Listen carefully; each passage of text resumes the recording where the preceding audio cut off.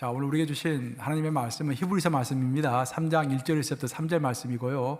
설교 제목은 예수를 깊이 생각하라. 깊은 생각은 하늘 침묵의 소리를 듣게 한다입니다.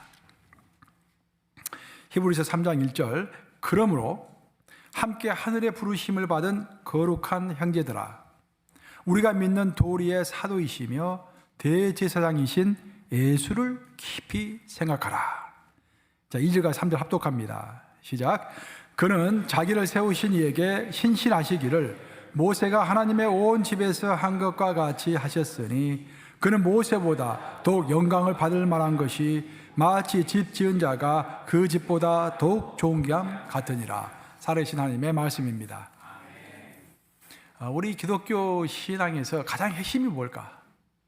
여러 가지로 설명할 수 있겠는데 핵심 중에 핵심은 무엇일까? 그것은 예수라는 존재입니다. 신앙으로 말 것 같으면 예수의 존재론인 것이죠. 그러니까 우리가 예수의 존재로 우리 삶의 모든, 우리를 에워싸고 있는 모든 어려움과 핍박과 환난과 도전을 이겨내는 것입니다. 그리고 예수의 존재론으로 세상의 모든 복잡한 철학과 사상을 또 뚫고서 개혁시켜 나가는 것입니다. 예수가 없으면 우리 기독교가 설 수도 없고 아무것도 아닙니다. 여러분의 삶에 있어서도 예수가 없이 교회가 있고 예수가 없이 어떤 직분이 있고 예수가 없이 여러분의 비즈니스가 있다고 한다면 큰 문제인 것입니다. 몸이 있고 나서야 우리의 옷도 있고 넥타이도 있고 시계도 있듯이 예수가 있고 나서야 교회도 있고 직분도 있고 비즈니스도 있고 가정도 있는 것입니다. 그래서 우리가 예수를 제대로 하는 것이 필요하다, 그런 말이죠. 그럼 제가 여러분들에게 질문하겠습니다. 지난 일주일 동안 여러분들 예수를 얼마나 깊게 생각해 하셨습니까? 차분하게 앉아가지고 예수를 깊게 생각해 본 적 있으십니까? 많은 경우 우리는 내 앞에 닥친 여러 가지 어려움들, 도전들, 또 내 근심들, 그것은 많이 묵상하고 생각하지만 진지하게 예수를 생각해 본 적이 없는 하루를 지난 적이 얼마나 많은지 모릅니다. 하루가 아니라 일주일 내내 돌아서 생각해 보면 정말 진지하게 오늘 히브리서 3장 1절에 나온 것처럼 예수를 깊게 생각하라. 예수를 생각하는 것 같지만 깊게 생각하지 않은 것입니다. 그런 예수의 음성이 들려오지 않는 것이죠. 그래서 오늘은 예수를 깊게 생각한다라는 것이 무슨 의미인가? 왜 예수는 우리에게 중요한 것인가? 함께 나누면서 은혜를 나누고자 합니다. 최근에 한국의 대통령이 일본을 방문해서 아주 한국은 또 일본은 아주 시끄러운 것 같습니다. 데모를 하고 난리가 아닙니다, 지금 보니까. 그래서 일본이 요즘 이게 주 관심사로 떠오르고 있는 것 같아요. 사실 지지난주 3월 3일 날 일본의 그 대표적인 문학가죠. 대표적인 저술가이며 노벨 문학상을 받았던 오에 겐자부로가 별세를 해가지고 전 세계 언론이 크게 보도를 했습니다. 저도 한번 쭉 읽어봤어요. 이제 CNN에서도 나오고 이게 뉴스에서도 신문에서도 나오고 이렇게 쭉 읽어봤습니다. 오엔 겐자부로 하면 겐자부로라는 이름을 많이 들어봤죠, 우리가. 이제 일본의 대표적인 문학가니까, 사상가니까. 그 사람은 이제 그 작품뿐만 아니라 반전 운동, 또 평화 운동, 그런 것으로 유명하죠. 하여튼 겐자부로가 유명한 두 가지가 있는데, 그 첫 번째 사건은 뭐냐면은 노벨 문학상을 받았을 때 일본 왕이 기뻐해가지고 문화훈장을 수여를 했습니다, 겐자부로에게. 근데 겐자부로가 일본 왕이 주는 그 훈장을 거부했어요. 받지 않았어요. 2차 세계대전에 참전한 그 책임이 황실에도 있다라는 그런 한거의 표시였습니다. 그래서 일본 사람들이 화가 나가지고 아니 외국에서 주는 상을 받으면서 왜 일본에서 주는 훈장을 받지 않느냐, 이럴 수가 있느냐 하면서 우익단체들이 막 들고 일어서가지고 굉장히 시끄러웠습니다. 근데 겐자부로가 끝까지 자기 지조를 지키면서 훈장을 받지 않은 거예요. 또 한일합방 100주년이 되었던 2010년이 한일합방 100주년이었죠. 그때 성명을 발표하고 일본의 한국 침략은 무효다, 그런 이야기를 해서 또 일본의 지성으로서 양심의 소리로서 이렇게 또 올랐죠. 하여튼 그것도 중요하지만 겐자부로 하면은 진짜로 중요한 게 뭐냐면은 겐자부로가 젊었을 때는 벌써 도쿄대학교 다닐 때부터 문학가로서 명성을 날렸다고 합니다. 아주 그 큰 각광을 받았다고 그래요. 아주 잘 나가는 인생이었죠, 한마디로 말해서. 그래서 대학생 때부터 일본에서 이름을 날리고 이렇게 탄탄대로를 걷던 사람이 결혼을 했어요. 결혼하고 첫째 아들 낳았는데, 아니 그렇게 바라던 첫째 아들 낳았는데 그 아이가 심한 지적 장애아를 낳은 것입니다. 겐자부로의 인생은 거기서부터 이제 방향이 확 틀어진 거예요. 그전에는 꽃길을 가면서 승승장구하던 길을 가다가 자기 아들이 지적 장애아, 그 중에서 아주 극심한 지적 장애아를 이렇게 이제 낳고 보니까 그때부터 모든 인생이 달리 보기 시작한 것입니다. 사람은 자기가 겪어보지 않으면 모르는 거예요. 이게. 무엇보다도 그 인간이 어떻게 할 수 없는, 인간이 아무리 노력하고 아무리 어떻게 시도를 해봐도 극복할 수 없는 그 인간의 비애가 있다는 것을 알게 된 거예요. 그 인간의 비애를 어떻게 우리가 치유할 것인가? 그 치유로만 멈추는 것이 아니라 그 치유가 승화되어서 영혼 육간의 구원에 이룰 수 있을 것인가? 그런 생각의 방향의 생각을 하기 시작한 것입니다. 그래서 그 고민을 하고 아이를 키우면서 여러 가지 마음의 아픈 상처를 받고 그러면서 글을 쓰기 시작했는데 그 글이 옛날과는 너무도 다른 거예요. 차원이 다른 거예요. 차원이. 인생의 그 쓴맛의 깊이를 여지없이 표현하면서 모든 것을 그 구원으로 승화시키는 그 열정, 그걸 가지고 전 세계에 이제 알려져 있는 노벨 문학상을 받은 것입니다. 사실 일본어나 한국어는 언어의 정확도가 떨어진다고 보통 이야기하죠. 독일어에 비해서. 그래서 이 철학을 하기에 부족한 언어가 보통 일본어, 한국어 하면 철학을 하기에 부족한 언어, 이제 그렇게 명료하지가 않으니까 언어가 그런 이야기를 보통 많이 합니다. 그래서 세계적인 사상가가 이 한국과 일본에서 별로 나오질 않는다라는 거예요. 이 국력과 역사에 비해서 세계적인 사상가가 없다라는 거예요. 이게 그게 맞는 말인지 틀린 말인지 모르겠지만 그런 이야기를 보통 합니다. 그럼에도 불구하고 그 모든 언어의 불완전성을 뛰어넘어서 그 자기의 삶의 고뇌, 그죠? 자기 아들이 이 지적 장애아를 앓고 있으니까 이것을 어떻게 극복할 것인가 하면서 하나님께 매달리고 하면서 얻었던 그 엑기스 같은 그 지식, 그 자기의 사상, 그걸로 이제 노벨 문학상을 받았다라는 데 대해서 참 감명이 깊은 것입니다. 사실 겐자부로와 함께 일본이 추앙하는 또 대표적인 문학가가 바로 엔도 슈샤쿠입니다. 엔도 슈샤쿠는 기독교 문학가이죠. 기독교를 대표하는 문학가이면서 또 대체로 그가 노벨 문학상 후보까지 올랐던 아주 일본을 대표하는 문학가 중에 또 한 명입니다. 엔도 슈샤쿠는 노벨 문학상 후보를 침묵이라는 이렇게 책으로 인해서 그 작품으로 인해서 노벨 문학상 후보에 오른 것입니다. 1966년에 출판된 이 책은 350년 전에 있었던 일본의 기독교 박해를 배경으로 하고 있습니다. 일본이 여러분들 생각하면 일본이 좀 우리 한국에 대해서는 굉장히 이미지가 좋지 않은 나라이고 많은 사람들이 일본을 멸망한다, 또 금방 뮬에 잠긴다 그런 이야기를 많이 하는데 저주스러운 이야기를 많이 하는데 틀린 이야기는 아니겠지만 사실 일본이 아직까지도 멸망하지 않고 세계적인 지위를 차지할 수 있는 그 이유는 우리가 기독교적인 관점에서 봤을 때 그들은 순교자의 피를 굉장히 많이 뿌린 나라입니다, 여러분. 일본은. 일본이 순교를 굉장히 많이 했고요. 그 피가 많이 뿌려진 나라이고 우리 한국보다도 더 많이 뿌려진 나라죠, 사실은. 그래서 그 순교자의 피가 일본을 보호한다라는 그런 이야기도 있는데 저는 그 말에 동의를 합니다. 350년 전에 일본은 대대적인 박해를 했어요. 그래서 선교사로 온 사람들 그리고 일본에서 기독교를 믿는 하나님을 믿는 사람들을 다 잠수형에 처했습니다. 목을 잘라서 잡아 죽였어요. 수많은 사람들이 죽어 나간 것입니다. 그렇게 사람들이 이제 고통을 당하고 있을 때 그 신도들 사이에 마음의 질문이 있었어요. 그 질문은 뭐냐면은 우리가 이렇게 죽을 지경에 처했는데 왜 예수는 침묵하시는 것일까? 그래서 그 책 제목이 침묵인 거예요, 침묵. 왜 예수님은 침묵하시는 것일까? 그 질문으로서 그 책은 시작을 하고 그 질문에 대한 답변을 그 책은 하고 있는데 그 답변은 이렇습니다. 하나님은 결코 침묵하시는 것이 아니라 그 침묵 가운데서 말하고 계시다라는 거예요. 단지 우리가 그 침묵 가운데 말하고 계시는 예수님의 음성을 듣지 못하는 이유는 우리가 예수님을 깊게 생각하지 않기 때문인 것입니다.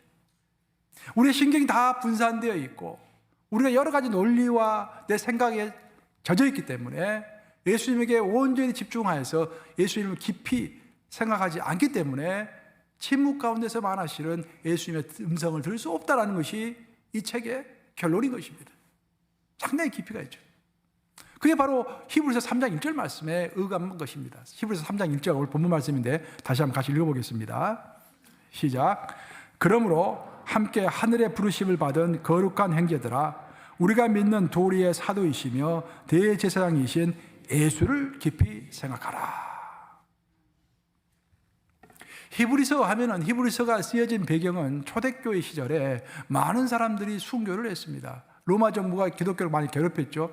자기 직업을 다 잃어버리고 또 잡히면은 5년 경기장에 끌려가가지고 사자들이 그냥 뜯어서 먹었죠. 산채로 뜯어서 기독교인들 잡아먹었습니다. 아주 죽어도 그냥 총 한 방 맞아서 죽은 것은 쉽지만 이 사자가 내 몸을 살을 뜯어가지고 내 심장을 씹어먹고 그래서 내가 죽는다고 한다면 얼마나 고통스럽습니까? 그런 가운데서 사실 우리가 초대교회 하면은 이상적인 교회로 많이 생각하는데요, 결코 그렇지 않습니다. 이 성경을 자세히 읽어보시고 또 역사적인 배경을 좀 읽어보시면은 초대교회가 문제가 굉장히 많았던 교회입니다. 일단 그 정확한 통계는 2000년 전의 일이기 때문에 정확한 통계는 나와 있지 않지만 초대교회의 많은 성도들이 배교를 했습니다. 예수님을 부인하고 교회를 떠난 것이에요. 왜? 자기 목숨이 위태로워지니까. 그런 가운데서 성도들이 생각한 것입니다. 예수는 도대체 어디 계시는 것인가? 예수는 왜 분명히 부활 예수라고 하는데 왜 침묵을 하시는 것일까?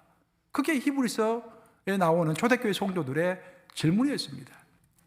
그 질문은 오늘 침묵이라는 그 소설에 나오는 배경과도 일치가 되는 것입니다. 침묵이라는 소설의 내용을 잠깐 설명하면 그런 내용이에요. 앤더 슈샤크의 작품 침묵에 따르면은 일본으로 선교를 하려 온 로드리고 신부라는 사람이 있었습니다. 이 로드리고 신부가 잡힌 거예요. 잡혀가지고 이제 예수를 부인하라고 합니다. 만약 예수를 부인하지 않으면은 저기 세 사람이 있는데 기독교 예수님을 믿는 일본인 농부 세 사람이 있는데 저 사람들이 참수형에 당할 것이다. 그렇게 하면서 너가 예수를 믿지 않는다는 증거로서 예수의 성화, 예수의 얼굴을 이제 그린 그림을 바닥에다 딱 깔아 놓았습니다. 그리고 이것을 밟고 지나가라. 그리고 너가 배교했다라는 것을 온 천하에 공개적으로 이야기를 하라. 그렇게 이야기해요. 너가 그렇게 하지 않으면은 여기 있는 세 사람이 모두 참수형으로 죽을 것이다라고 이야기해요. 로드리고 신부가 딜레마에 빠졌습니다. 그때 로드리고 신부가 눈을 감고서 제일 먼저 농부 세 사람을 지극히 사랑하는 마음으로 그의 마음속에 담았다고 했습니다.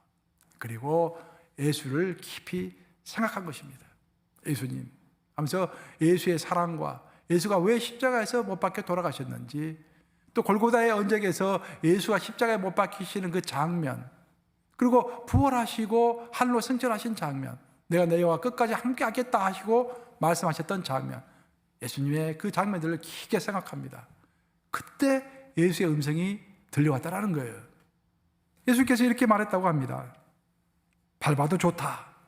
나는 너희에게 밟히기 위해서 이 세상에 태어났단다. 이렇게 예수를 깊게 생각하며 물을 때 하나님의 침묵이 깨진다라는 것이 침묵 소설의 주제인 것입니다. 사랑하는 여러분, 지금 예수님은 침묵하고 계십니까? 여러분의 삶에 여러 가지 일이 벌어지고 있을 때 예수가 좀 나타나서 뭔가를 말씀해 주시면 좋을 것 같은데 예수가 여러분의 삶에서 침묵하고 계시는 것은 아닙니까? 돌아서 생각해 보면 예수는 결코 침묵하고 있는 것이 아닙니다. 예수님은 침묵 가운데서 말씀하시고 계신 것입니다. 그러나 그 침묵 가운데서 들려오는 음성은 예수님을 진실로 사랑하면서 예수님을 깊게 생각하는 자에게만 들려오는 소리인 것입니다. 예수가 침묵하는 것이 아니라 예수가 침묵하는 것처럼 보일 뿐이지 예수는 여전히 내 안에서 나에게 말씀하고 계시는 것입니다. 근데 내가 예수를 깊게 생각하지 않냐고, 지난 일주일 동안 돌아서 생각해 보니 예수에 대해서, 예수님과 대화하기 위해서 예수에 대해서 깊게 생각한 적이 단 10분도 없었다고 한다면 그것이 바로 문제가 아닐까요? 그냥 예수를 생각하는 것이 아니라 예수를 깊게 생각하라. 우리들은 인생을 살아갈수록 생각한다라는 것은 사랑한다라는 것임을 알게 됩니다. 제가 이제 우리 냉장고에 가면은 우리 아이들이 어렸을 때 2살 때, 4살 때, 7살 때 나랑 같이 찍었던 사진들 내가 붙여놨어요. 그럼 내가 냉장고 문을 열 때마다 그 아이들이 보이는 거야. 그러면은 사랑스러워요. 예? 그 아이들을 생각하게 됩니다. 특별히 과거를 생각하게 돼요. 과거 어렸을 때 아빠 하면서 따랐던 그 모습들. 그래서 엊그저께도 그 사진을 보면서 갑자기 생각나가지고 작은 딸에게 메시지를 보냈어요. 딸아, 내가 혼자서 일하느라고 얼마나 힘드냐. 그 프로그램 만드느라고 낑낑거리고 있을 모습을 생각하니 아빠가 눈물이 난다. 그래서 내가 뭐라고 생각했는지 잘 모르겠는데 이 말을 꼭 했어요. 예수를 사랑하는 것이 힘이다. 예수를 사랑하면서 끝까지 살아가라. 이렇게 보낸 거예요. 근데 답장이 없네요. 몇 번 봤어요. 답장이 많은가 해가지고 하트 표시라도 붙이는데 뭐 또 이거 너무 바쁜가? 한 3일 됐는데 지금 어제 저녁에도 한번 봤더니 뭐 하트 표시도 없고 답장도 없고 지금 사랑하니까 생각하는 거예요. 이제 사랑하지 않으면 생각하지 않은 것입니다. 제가 바빠서 한동안 전화를 하지 못하면은요, 우리 어머니 이제 기다리고 계시니까 그러다가 전화를 하면은 꼭 그 말씀하셔요. 아들아, 너 생각하면서 너의 전화를 기다렸다. 그 말씀하세요. 나를 생각했다라는 거예요. 전화 올 때까지 일주일이고 2주이고 계속 생각했다라는 거예요. 왜 생각합니까, 여러분? 사랑하니까 생각하는 거예요. 아들 깊게 생각하는 것입니다. 예수님도 마찬가지예요. 예수님께서 금요일 날 십자가에 못 박혀 돌아가셨는데 그 전날 밤 목요일 저녁에 마가의 다락방에서 제자들 12제자를 모아놓으시고 같이 식사를 하셨습니다. 그래서 그런 말씀하셨죠. 그들에게 떡을 주면서 이 떡은 내 몸이니 이것을 먹을 때마다 나를 기억하라 라고 말씀하신 거예요. 또 잔을 들고서 포도주를 주시면서 이 잔은 내 생명의 피니 이것을 마실 때마다 나를 기념하라 라고 말씀하셨어요. 기억하라는 거예요. 예수님께서는 2000년 전에 하늘로 승천하셨지만 여전히 오늘날에도 우리가 예수님을 생각하기를 원하시는 것입니다. 우리가 예수님을 사랑하면서 생각하기를 원하시기 때문에 너희가 성찬을 할 때마다 나를 생각하라라는 거예요. 그래서 우리가 성찬식을 할 때 예수를 깊게 생각하지 않고 하는 성찬식은 아무 의미 없는 성찬식입니다. 성찬식의 의미는 뭐냐면은 예수를 생각하는 것입니다. 그것이 예수님의 명령이기 때문에. 우리가 중보기도를 많이 합니다. 이 사람 저 사람을 위해서 중보기도를 합니다. 중보기도 한다라는 것 자체가 그 사람을 생각한다라는 거예요. 그렇죠? 그 사람을 생각하지 않으면 중보기도 해줄 수가 없죠. 그 사람의 생각이 나니까 중보기도를 해주는 것입니다. 그 사람의 생각이 난다라는 것은 내 마음속에 사랑의 감정이 있다라는 것이죠. 우리가 결혼 반지를 낍니다. 왜 결혼 반지를 낍니까? 나는 항상 내 사랑하는 사람을 생각할 것이다, 기억할 것이다 라는 의미에서 결혼 반지를 끼는 거 아니겠습니까? 저는 결혼 반지가 무거워서 좀 뺐습니다. 그래서 내가 예수님을 생각한다라는 것은 곧 예수님을 사랑한다라는 증거가 되는 것입니다. 그래서 지난 일주일 동안 생활하시면서 내가 교회 활동을 열심히 하고 비즈니스도 열심히 하고 예수님을 사랑한다고 고백도 했지만 만약 우리가 예수님을 깊게 생각한 적이 없다고 한다면 그건 사랑한 것이 아니죠. 뭔가 착각을 하고 있는 것입니다. 오늘날 많은 그리스도인들의 문제는 예수를 깊이 생각하지 않고서 예배를 드린다는 것입니다. 예수를 깊게 생각하지 않고서 성찬식에 참여한다는 것입니다. 예수를 깊게 생각하지 않으면서 문제를 해결하려고 한다는 것입니다. 그것이 우리의 어떤 근본적인 문제일 수가 있습니다. 우리 한국 사람의 좋은 특징은 일치와 동화를 추구해서 하나로 느끼고 하나로 어우러지기를 좋아한다는 것입니다. 흥이 있는 민족이에요. 하나로 이렇게 엮어가지고 춤추고 놀고 하는 걸 좋아해요. 옛날부터, 수천 년 전부터. 그래서 월드컵이 열리면은 어제는 싸웠던 사람이라 할지라도 오늘은 전부 붉은색 옷을 입고 전부 다 이렇게 하나가 돼가지고 응원하는 거예요. 그게 한민족입니다. 동화가 되고 일치가 되는 거예요. 좋은 습성입니다. 좋은 한민족의 특징이라고 하겠습니다. 그런데 이런 경향은 심각하고 진지한 성향보다는 감정적이고 낙천적인 성격을 만들어냈습니다. 그래서 한국 사람들은 대체로 심각성이 부족하고 파고들지 못하고 생각의 힘이 모자라는 것으로 평가가 되곤 합니다. 한마디로 말하면 한민족의 결점은 깊이 생각하지 않는다라는 것입니다. 왜 이런 특징이 생겼을까? 그 문화인류학자들이 보통 그렇게 설명을 합니다. 원래 한민족의 뿌리는 중앙아시아에서 시작됐대요. 근데 중앙아시아가 추운 지역이니까 따뜻하고 햇살이 내리쬐는 곳으로 이제 이동을 시작한 거예요.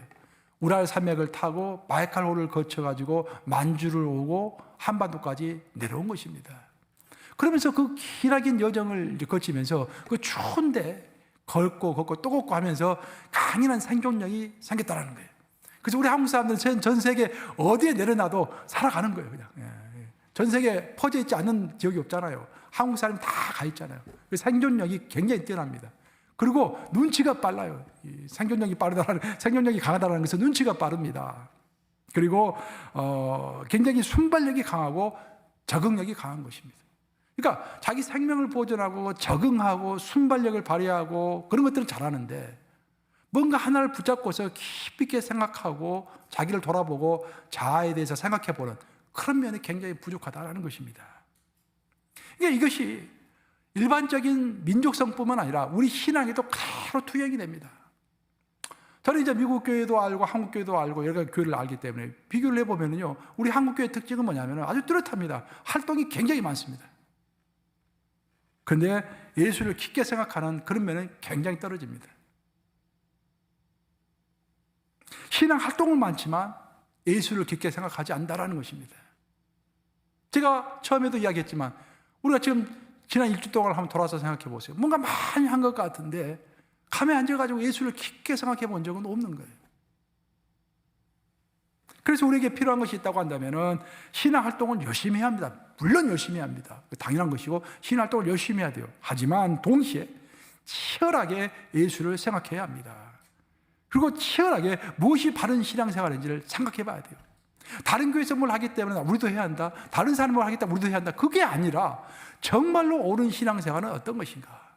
정말로 예수는 무엇을 원하시는 것인가? 예수를, 또 예수의 신앙 방식을, 예수가 우리에게 보여주신 삶의 방식을 치열하게 생각하는 그런 면이 필요하다, 그런 말입니다. 러시아의 기독교 작가, 대표적인 기독교 작가인 톨스토이, 내가 말하지 않더라도 너무도 잘 아시는 톨스토이가 쓴 대표적인 단편 소설 가운데 하나가 구두수성공이 만난 하나님이라는 그 소설이 있습니다. 단편 소설인데 초등학교 아이들도 많이 읽는 책이에요. 그 내용을 보면 그렇습니다. 구두수성공이 있었는데 그 하나님이 이제 그를 많이 사랑했어요. 신앙심이 좋아가지고. 그래서 이제 그 예수님이 하루는 그 구두수성공이 성경을 읽고 있는데 그렇게 말합니다. 내가 내일 직접 너를 방문하리라. 얼마나 놀랐겠어요. 와, 예수님 날 직접 방문하시다니. 그런데 그날 저녁부터 잠이 안 오는 거예요. 예수님이 내일 방문하시는구나 하고 이제 뜬 눈으로 밤을 새우고 아침이 되었습니다. 언제 예수님 방문하실까? 목욕하고 이제 깨끗하게 하고 기다립니다, 집에서. 근데 새벽이었어요. 새벽인데 아직 해도 뜨지 않았는데 러시아의 겨울은 굉장히 춥잖아요. 그 추운 겨울에 어떤 꾸부정한 할아버지가, 청소부 할아버지가 이제 청소를 하고 있는 거예요. 그 모습이 너무 안쓰러워 보였습니다.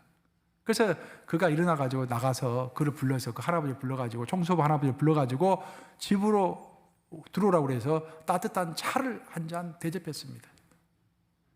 그래서 그 할아버지가 너무 감사하다고 이야기하고 나간 다음에 계속해서 예수님을 기다리는데 예수님 또 안 오는 거야.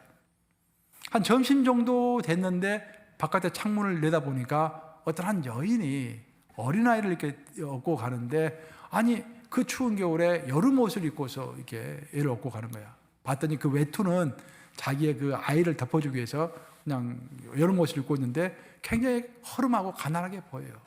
그러니까 안쓰러워 보이는 거예요. 그래서 그 여인을 불러가지고 들어오라고 그랬어요. 그래가지고 한 끼 밥을 대접해주고 뭐가 필요하냐라고 이야기했더니 그 목도리를 다른 사람에게 맡겼는데 그래서 찾으려면 돈이 필요하다고 그래서 돈까지 그 여인에게 지어주었습니다. 그리고 한참 대화를 하다가 그 여인을 보낸 것이죠. 그리고 또 예수님을 기다렸어요. 근데 예수님이 나타나지는 않아. 근데 거의 한 밤이 다 해가 어둑어둑 내리고 있는데 갑자기 바깥이 좀 소란스럽습니다. 그래서 바깥을 봤더니 어떤 할머니가 이게 사과를 팔고 있는데 그 할머니가 팔고 있는 사과를 어린아이가 너무 배가 고파가지고 그것을 훔친 거예요. 훔치다가 또 할머니에게 걸린 거예요. 그래서 할머니하고 그 어린아이가 둘이 논쟁을 하고 있는 것입니다. 그 모습을 보고 그 사람이 가서 이 돈이 얼마입니까? 얼마나치 이 아이가 훔쳤습니까? 해서 그 돈을 대신 갚아줍니다. 그렇게 해서 그 두 사람에게 고맙다는 인사를 바꿔서 그리고 집으로 돌아왔어요. 그랬더니 해가 다 지고 이제 하루가 일과가 끝나버린 거예요. 그래서 그런 낭망을 했습니다. 예수님 분명히 온다고 하셨는데 왜 안 오셨을까? 그리고 이제 잠을 자기 직전에 침대에 들어가기 직전에 성경을 다시 봅니다. 성경을 보니까 다시 주의 음성이 들려오는 거예요. 예수님께서. 그래서 이 구두 수송공이 단방에 예수님께 질문했습니다. 예수님, 오늘 저 직접 방문해 주신다고 했잖아요. 왜 방문하지 않으셨습니까? 그때 예수님이 뭐라고 하셨겠습니까? 나는 오늘 너를 3번 방문했단다. 불쌍한 할아버지의 모습으로, 가련한 여인의 모습으로, 생계에 시달리던 할머니와 소년의 모습으로 너를 3번이나 방문했지. 그때마다 너는 나를 따뜻하게 맞이해 주었지. 사랑하는 아들아, 정말로 사랑한다 라고 말씀했다라는 거예요. 이렇게 예수님은 분명히 우리의 마음문을 두드리십니다. 요한계시록 3장 20절에서 말한 것처럼 내가 문 밖에 서서 두드리니 누구든지 내 음성을 듣고 문을 열면 그에게로 들어가 그로 더불어 먹고 나는 그로 더불어 먹고 그도 나와 함께 먹으리라. 말씀대로 예수님은 우리의 마음문을 계속 두드리시면서 내 인생에서 여러 번 찾아오십니다. 아니 내 인생뿐만 아니라 하루에도 여러 번 나를 직접 찾아오시는 거예요. 그쵸? 그 형태가 여러 가지 형태로 나를 찾아오시는 것이죠. 그래서 우리가 생각하지 않으면은 예수님이 언제 나를 찾아왔는지 알 수가 없는 것입니다. 우리가 예수를 깊게 생각할 때만이 예수가 언제 나를 찾아왔는지, 예수의 마음이 무엇인지 그것을 깨달아 알 줄로 믿습니다. 가끔씩 우리가 과거를 생각하게 되죠. 저도 이제 조금씩 나이가 먹어갈수록 과거를 가끔씩 좀 생각하는 경향이 있어요. 과거를 사진을 보면서 보면은 이제서 느껴지는 것들이 많아요. 아, 그때 이러이러한 이유 때문에 하나님이 나를 그렇게 인도하셨구나 라고 느껴지는 때가 많습니다. 아, 그때 그런 모습으로 예수님이 내 인생에 나타나셨구나 라고 이해되는 때가 많은 거예요. 나이 들어서 생각할 때, 돌아보면서 예수를 깊게 생각할 때 깨달아지는 것이 많아지는 것입니다. 오늘 본문에서 히브리서 저자는 예수를 깊게 생각하라라고 도전하고 있습니다. 왜냐하면 우리가 예수를 깊게 생각하지 않으면 예수는 항상 침묵 가운데 계신 분이고 나하고는 별 상관이 없는 허상과도 같은 그런 존재로 느껴질 수가 있기 때문입니다. 최근에 신문을 봤더니 경제협력개발기구 OECD죠. OECD 회원국들을 대상으로 이렇게 설문조사를 했는데 Better Life Index, Better Life Index, 이렇게 좋은 삶에 대한 인덱스, 지표, 그것을 만들기 위해서 이렇게 쭉 했다고 그래요. 근데 그 질문 중에 하나가 뭐냐면은 당신이 정말로 어려움에 처했을 때 도움을 청할 사람이 있습니까? 라는 그 질문이었어요. 그 질문에 대해서 20개국이 넘는 회원국 중에서 한국이 꼴등을 했다는 거예요. 근데 그게 참 이해가 안 되는 게 여러분 한국 하면은 핸드폰의 나라 아닙니까? 전 세계에서 핸드폰을 제일 많이 만들어내고 핸드폰 보급률이 제일 이렇게 높은 그런 나라인데 그냥 손가락으로 번호만 누르면 될 건데 진짜로 자기가 위험에 처했을 때, 어려움에 처했을 때 연락할 만한 사람이 그리 많지 않다는 거예요. 결국 많은 사람 가운데 있는 것 같지만 홀로 살아가는 것입니다. 우리 인간은 나 혼자 살아간다고 생각할 때 불안하게 느껴집니다. 그래서 부활하신 후에 예수님께서 하늘로 승천하시기 전에 우리에게 하신 마지막 말씀이 내가 세상 끝날까지 너희와 항상 함께 있으리라 라는 그런 말씀이셨어요. 우리의 불안을 아신 것이죠. 예수님은 분명히 우리에게 약속하셨습니다. 세상 끝날까지 너희와 항상 함께 하리라. 그럼 이 순간에도 나와 함께 하시는 거예요. 그 예수님이 침묵하고 있는 것처럼 느껴지는 것은 나의 느낌일 뿐입니다. 예수님은 어떤 큰 기적 가운데서만 나타나시는 그런 하나님이 아니십니다. 어떤 중요한 때만 나타나시는 하나님이 아니라 우리의 일상 가운데서 우리와 항상 함께 하시는 하나님이실 줄로 믿습니다. 우리가 예수님을 깊게 생각하며 예수님을 찾을 때 침묵을 깨고 말씀하시는 분이 바로 예수님인 것입니다. 사람들은 어떤 갑작스러운 기적과 같은 일들을 많이 사모합니다. 내 삶에서 어떤 기적과도 같은 일들이 벌어지기를 사모해요. 하늘로부터 떨어지는 불을 받아서 갑자기 애원하고 또 입신해서 천국을 경험하기를 원하는 것입니다. 하지만 많은 경우 우리 예수님은 일상의 삶 가운데서 예수님을 깊게 생각하는 사람들에게 말씀하시고 보여주시고 인도해 주시는 그런 하나님이십니다. 물론 기적을 통해서도 우리에게 말씀하시지만 보통은 일상의 삶 가운데서 깊게 예수를 생각하는 사람들에게 생각나게 하시고 보이게 하시고 이해하게 하시고 인도해 주신다, 그런 말이에요. 우리가 소원하는 기적의 최대 약점이 뭐냐? 기적의 약점이 뭘까? 기적은 그 체험하는 인간으로 하여금 그 기적을 일으키시는 하나님보다는 그 기적 자체에 매몰되게 한다는 것입니다. 그 기적 자체가 중요한 것이 아니라 그 기적을 일으키시는 하나님이 중요한데, 어떤 기적이 일어났을 때 우리는 그 기적에 흥분하고 그 기적에 기뻐하며 그 기적에 매몰되어서 그 기적을 주신 하나님을 잊어버리는 것이죠. 또한 기적의 위험한 점 하나는 또 뭐냐면은, 기적은 우리의 생각을 멈추게 하는 경향이 있다라는 것입니다. 그래서 우리의 삶에 기적이 많을수록 그 기적의 뜻과 의미를 깊게 생각하고 그 기적의 주인이신 예수님을 깊게 생각할 필요가 있습니다. 내 삶에서 어떤 흥분된 일이 많이 일어날수록, 어떤 신기한 일이 많이 일어날수록 그것을 자랑하기보다는 그것을 일으키시는 주님의 뜻이 무엇인지, 그 예수는 누구신지 그 예수를 깊게 생각하는 것이 필요하다, 그런 말이에요. 우리가 요한복음 5장을 읽어보면은 그 유명한 베데스다 연못가 이야기가 나오지 않습니까? 베데스다 연못가에 38년 된 중풍병자가 들어 누워 있었습니다. 그 38년 동안 병을 고치지 못한 거예요.